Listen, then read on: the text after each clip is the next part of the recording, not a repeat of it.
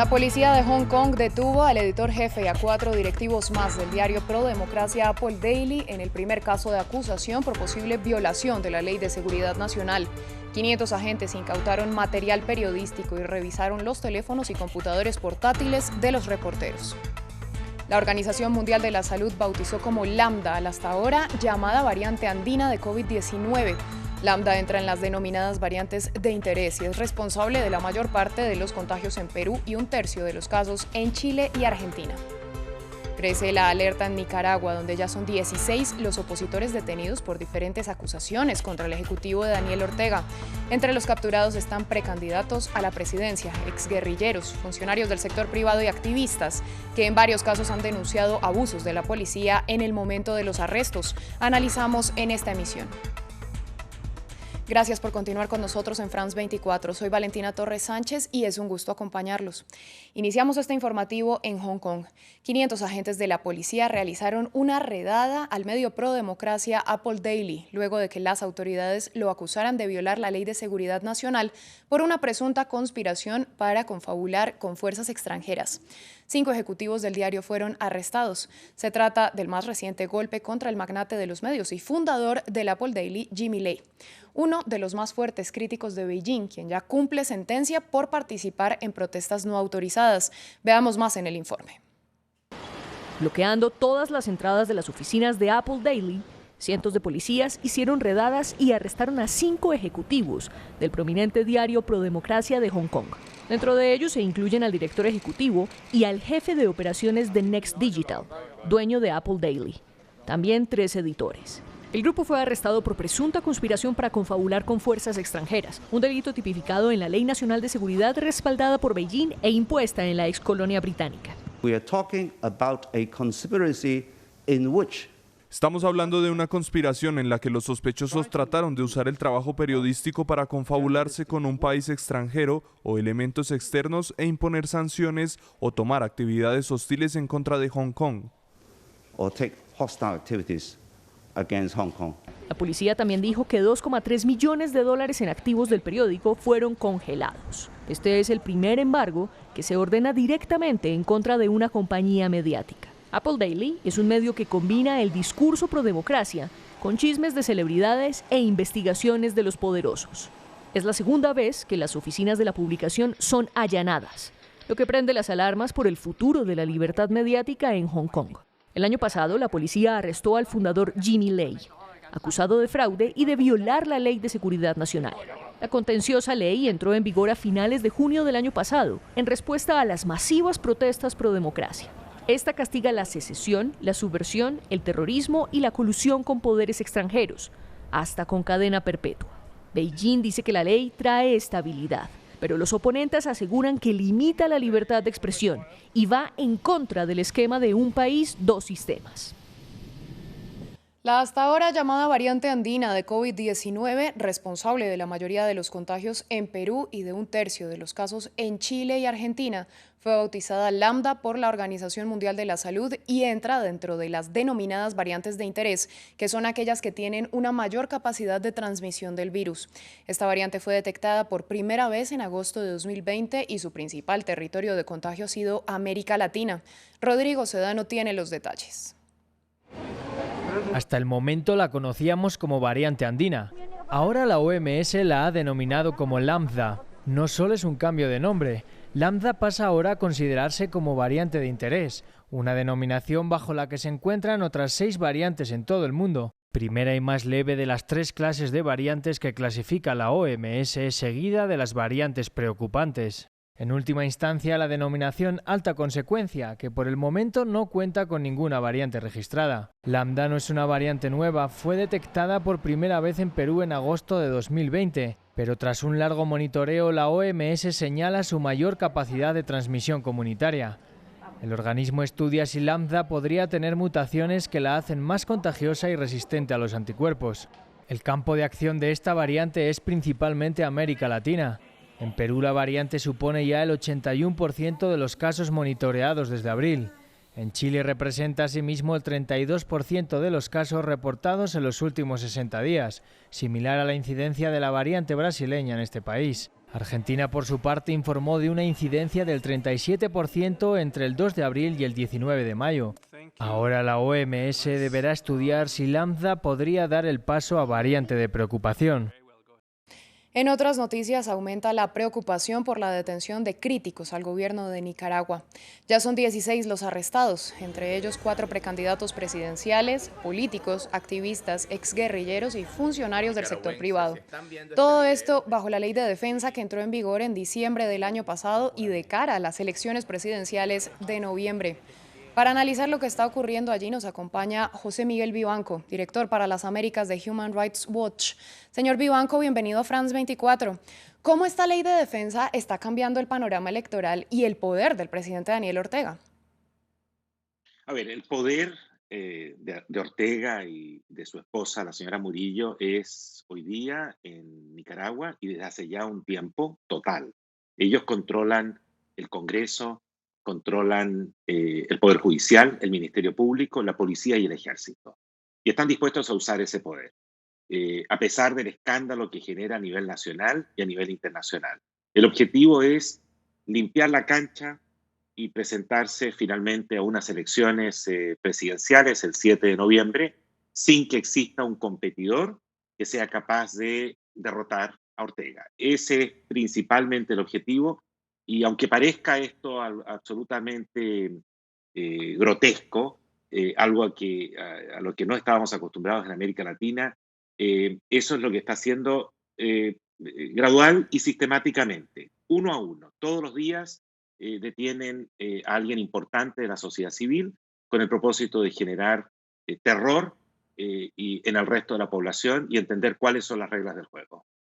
El 15 de junio, la OEA aprobó la resolución con la que condenó los arrestos y los acosos. ¿Qué tan efectivo puede ser este texto para generar presión internacional frente a lo que ocurre en el país? Además, una resolución que no todos los países firmaron. Mira, esa resolución es importante, no solo por el texto, que exige la liberación inmediata de todos aquellos que han sido detenidos, condena estos hechos, sino también por el número de países que la aprueban. 26 países de la región es un número importante, es un número alto. Lamentablemente, Argentina y México se abstuvieron y firmaron un documento alternativo que cae en enormes contradicciones, es realmente un retroceso, habla de la no injerencia a los asuntos internos y sugiere que hay instituciones democráticas a las que hay que respetar en Nicaragua, lo cual es absolutamente falso. Es importante este pronunciamiento, por sí solo no va a cambiar las cosas, pero es un primer paso, especialmente si el objetivo es, por ejemplo, lograr que Naciones Unidas se ocupe de esta situación y que el secretario general de Naciones Unidas tome cartas en el asunto. Para eso es importante que exista una mayoría regional que condena estos hechos. En Naciones Unidas ese pronunciamiento regional tiene peso. Señor Vivanco, los familiares de los llamados presos políticos denunciaron violencia excesiva por parte de los agentes y en ocasiones han asegurado que no poseen orden judicial para allanar las casas de los detenidos, además de esposarlos y golpearlos. ¿Qué instancia debería evitar que estos hechos irregulares ocurran cuando el gobierno está a favor de las detenciones? No hay ninguna instancia a nivel nacional en Nicaragua que pueda evitar estos hechos. Los abusos, las torturas, los tratos crueles, la falta total del debido proceso. Imagínate que Cristiana Chamorro está secuestrada en su propio hogar, no le dejan salir de su propio cuarto. El resto de la casa está invadida por agentes armados, no tiene acceso a su abogado, apenas se puede comunicar con un familiar que lo visita, que la visita. El resto de los detenidos están en circunstancias similares. Es decir, acá no hay debido proceso. Acá se han inventado procedimientos judiciales únicamente con el propósito de amedrentarlos y detenerlos, secuestrarlos. Lamentablemente, desgraciadamente, esta gente está en total, como ya dije, indefensión, sí, en desamparo, si no hay una reacción internacional fuerte, mucho más fuerte de lo que hasta ahora hemos podido presenciar, esto va a continuar. Pues los capturados han sido acusados de actuar contra el gobierno al incitar a la injerencia extranjera y las detenciones se dan de cara a las elecciones de noviembre, donde Ortega busca una nueva reelección. Con este panorama, ¿cómo se logran las garantías de justicia y transparencia que se piden para los comicios? No hay posibilidades de celebrar comicios transparentes, mínimamente creíbles en las actuales condiciones. Esto es realmente una burla. Acá se están violando normas elementales, no solo respecto de lo que es derechos humanos, sino también normas y principios básicos de una democracia representativa, principios que están consagrados en la Carta Democrática. Ortega está abiertamente violando estas normas, estos principios, Sí. y realmente, digamos, estos procedimientos no tienen ninguna legitimidad. Lo único que cabe es la condena y la presión internacional. Señor Vivanco, pues muchas gracias por su análisis y por acompañarnos. Estamos muy pendientes de lo que pueda ocurrir en Nicaragua. En otras noticias, tras más de semana y media de la segunda vuelta de las elecciones presidenciales, Perú sigue sin conocer al ganador de la contienda, que deberá asumir la presidencia el 28 de julio.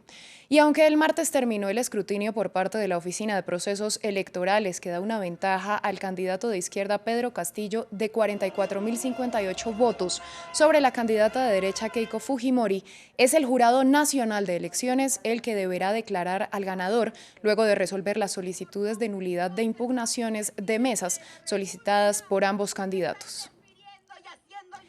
Tras 10 años de ausencia, el expresidente de Costa de Marfil, Laurent Gbagbo, regresa a su país en las próximas horas. La Corte Penal Internacional lo absolvió de sus 4 cargos por crímenes de lesa humanidad, aunque todavía debe enfrentarse a la justicia de su país, ya que en 2019 fue condenado a 20 años de cárcel por corrupción.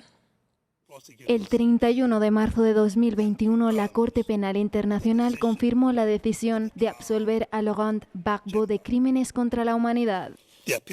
La Sala de Apelaciones revoca todas las condiciones restantes para la liberación de Gbagbo tras esta sentencia.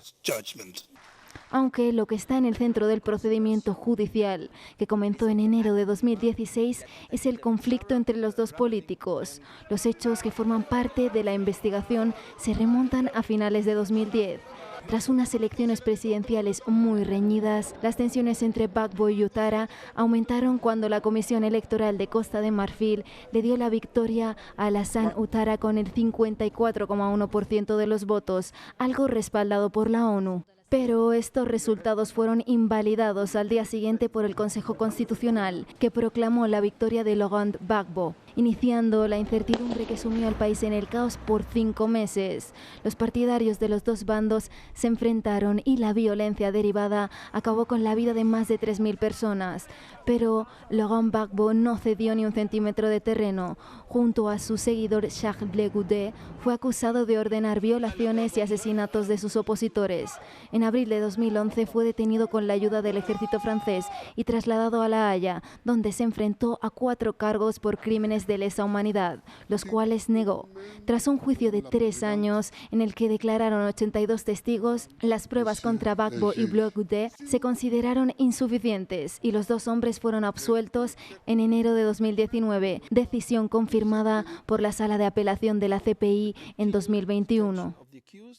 La ONG Save the Children alertó que cientos de menores migrantes y refugiados no acompañados que viajan por países de Europa están sufriendo abusos, violencia sin precedentes o son rechazados ilegalmente en las fronteras. El texto denuncia que en Menton, en Francia, los niños aseguraron haber sido encerrados en contenedores y que se modificó su fecha de nacimiento para que pudieran ser llevados de regreso a Italia. Finalizamos en China, que lanzó con éxito al espacio la misión Shenzhou 12, con 3 astronautas a bordo que participarán en los trabajos de su estación espacial Tiangong. Los astronautas estarán 3 meses en órbita y su principal tarea, según la Agencia China del Espacio, es verificar las principales tecnologías para construir y operar la estación, que el país asiático prevé tener lista para 2022. Con estas imágenes nos despedimos. A ustedes, gracias por su sintonía. Pueden ampliar todas las noticias en nuestra web, france24.com.